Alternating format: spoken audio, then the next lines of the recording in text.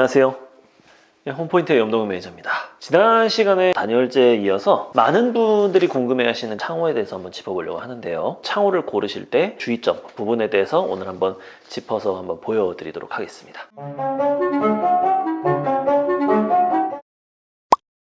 자, 가장 중요한 부분이겠죠. 네, 창호의 성능입니다. 특히 창호 같은 경우는 여러분 열이 나가고 들어오는 쉬운 파트이지 않습니까? 네, 그래서 기밀성과 단열성 부분에 있어서 꼼꼼한 체크가 필요합니다. 자, 이런 이제 창호의 스펙을 알아볼 수 있는 가장 이제 객관적인 근거가 되는 자료가 바로 이 시험 성적서라는 겁니다. 자, 여러분 이 시험 성적서에서 이제 여러분들께서 주의 깊게 보셔야 될 것은 이제 열 관리율, 기밀성 포함해서 이제 총 평가가 되는 소비 효율 등급이 이제 표시가 되는데 이 부분을 중점적으로 좀 봐주시면 좋겠습니다. 여러분들께서 고르실 때요. 자, 여러분들 여기 보고 계시는 게 이제 저희가 주로 사용하는 이제 알파칸이라는 브랜드의 삼중유리 이제 하드웨어 같은 경우는 PVC 재질로 지금 되어 있는데요. 대체적으로 이제 하드웨어 이제 재질은 PVC, 알루미늄 요 두 가지를 가장 많이 사용을 합니다. PVC와 알루미늄 저마다 이제 장단점이 다 있어요. 근데 이제 PVC의 장점 같은 경우는 열전도입니다. 열전도율이 낮기 때문에 단열 성능 부분에 있어서 좀 더 유리함을 가지고 가고요. 가공 과정에서 이렇게 이제 정밀한 구조에 보시면은 방이 굉장히 많이 있잖아요, 그죠? 네. 이런 구조를 가공하는 데 있어서 좀 더 유리하고요. 단일 창호를 사용하게 되는 그 파트에 있어서는 PVC가 열 효율이 가장 좋다라고 이제 생각을 하시면 좋을 것 같아요. 이제 알루미늄은 어떤 때 쓰느냐? 알루미늄도 단독주택에서 쓰는 경우 굉장히 많이 있습니다. 네. 알루미늄 같은 경우의 장점은 구조체가 받아내는 힘이 셉니다. PVC에 비해서. 단적인 예로 말씀드리면 벽 전체를 차지하는 사이즈의 큰 창 같은 경우는 PVC 하드웨어가 받아주질 못해요. 온전하게 힘을 다 받지 못합니다. 그래서 알루미늄 하드웨어 같은 경우는 힘을 받을 수 있기 때문에 보통 그런 쪽의 파트의 창들은 알루미늄 하드웨어를 주문 제작하는 경우가 거의 대부분이다 라고 보시면 좋을 것 같습니다.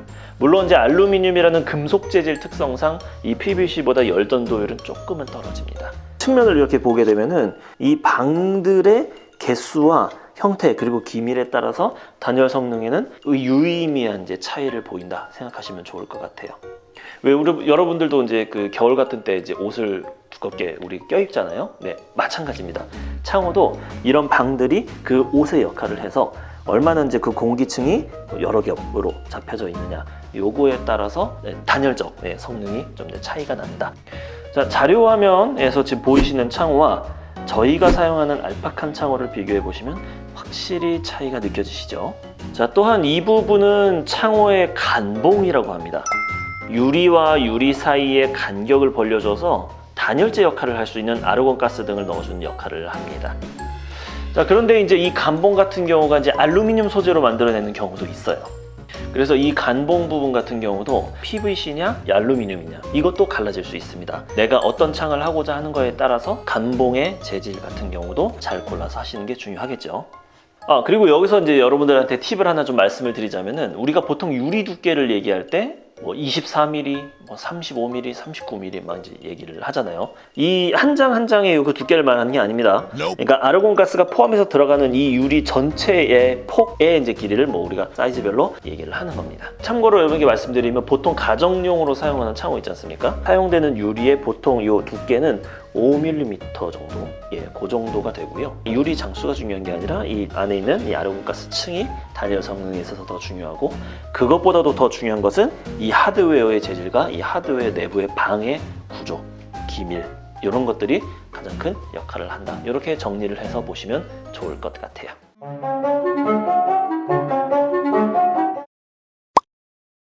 자, 두 번째. 창호의 종류입니다. 네, 여러분들께서 당장 이 집만 해도 창호가 되게 이제 다양한 형태의 창호가 이제 설치가 되어 있는데요. 현재 우리나라에서 사용하고 있는 창호는 크게 두 종류입니다. 시스템 창호 그리고 슬라이딩 창호가 있습니다.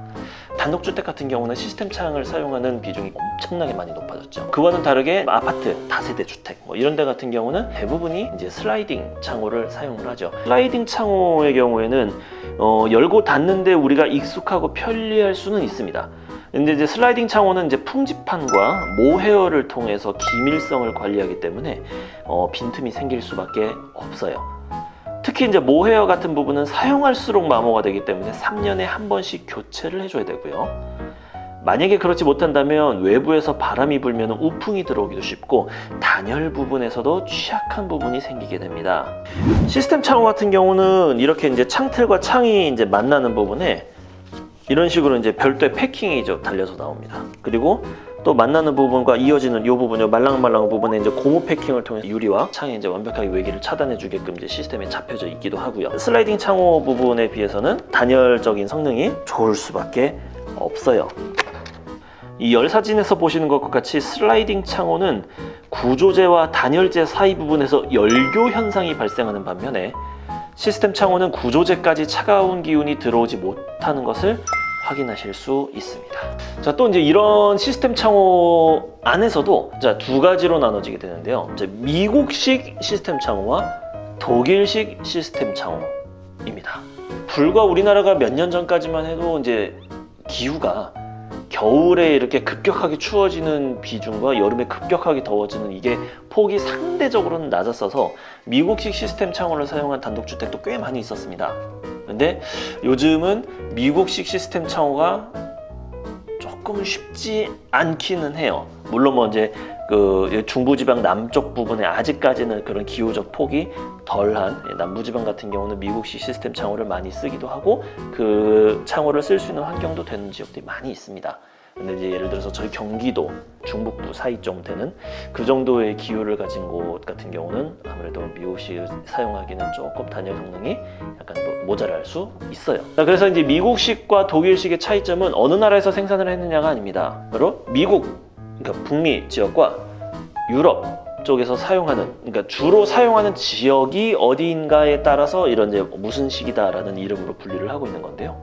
자, 미국식 창호에는 싱글 슬라이딩, 싱글 더블 헝, 어닝 케이스먼트가 있습니다. 자, 싱글 슬라이딩은 한쪽 창은 고정되어 있고 한쪽 창만 여닫을 수 있는 창호를 얘기하고요. 싱글 헝, 더블 헝은 그 자료 화면과 같이 위아래로 여닫을 수 있는 창을 싱글 헝, 그리고 양쪽의 창이 모두 여닫을 수 있는 구조면 더블 헝이라고 합니다. 그리고 어닝 케이스먼트는 우리가 발코니 부분의 차양막을 어닝이라고 하잖아요. 그렇게 손잡이 부분을 회전시켜서 창을 열고 닫을 수 있는 창호를 어닝 케이스먼트라고 합니다.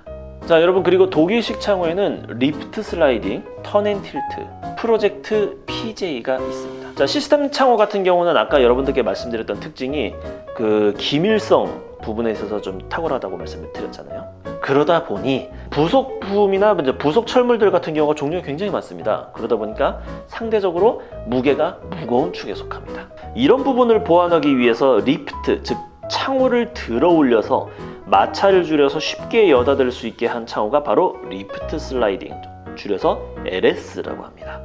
자, 틸트 앤 턴이라는 이름은 아마 많이 들어보셨을 겁니다. 줄여서 TT라고도 하는데요.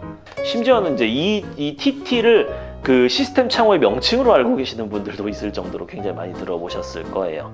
자, 독일식 창호의 대표적이죠. 여기서 한번 열어볼 텐데, 우리가 뭐 일반적으로 창호를 열 때 사용하는 방식인 열고 닫는 방식에 플러스 기울임 모드까지 같이 달려 있어서 환기만이라도 할 수 있는 이 방식이 바로 틸트 앤 턴입니다. 이건 턴 방식이고요. 이게 틸트 방식이죠. 그래서 이 두 가지 기능이 혼합되어 있다 해서 틸트 앤 턴, TT 방식의 시스템 창호입니다. 가장 대표적으로 많이 사용하는 창호이기도 하죠. 자, 이제 요거 말고도 이제 아까 말씀드렸던 프로젝트 PJ라는 이제 창호 시스템도 있는데, 이 PJ 방식 같은 경우는 당겨서 여는 방식이 아니라 바깥쪽으로 밀어서 여는 방식을 얘기합니다.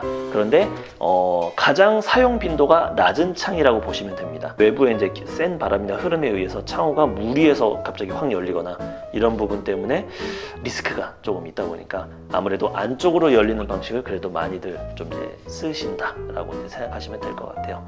물론 이거는 환경과 기후와 조건에 따라서 다 다릅니다. 어느 것이 좋고 어느 것이 나쁘다라고 말씀드리는 거 아니라는 점 절대 오해하지 말아 주셨으면 좋겠어요.